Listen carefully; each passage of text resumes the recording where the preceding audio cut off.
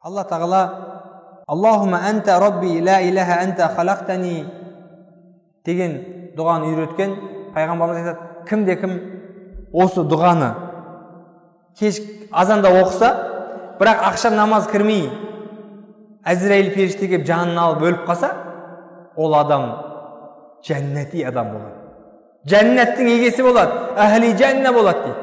Ал егер кімде-кім кешкісін ұйықтар кезде осы истихфар дұғасын айтып, Құдайдан кешірім сұрап, тәубе жасап, осы дұғаны айтып, Аллахума анта Rabbi la ilaha illa anta khalaqtani деген дұғаны айтып ұйықтаса, бірақ түнде жаны шығып кетсе, таң намаз кірместен, ол адам жәннати адам болады.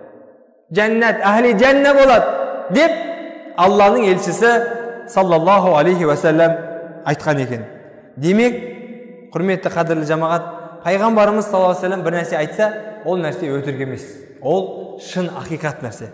Сондықтан біздер шамамыз келгенше пайғамбар саллаллаху алейхи уассалам үйреткен дұғаларды әрқашан айтып жүру керек. Қазақ айтады, шын жыласаң, соқыр көзден жас шығады дейді. Адам шын ниеттенсе, оның дұғасы қабыл болады.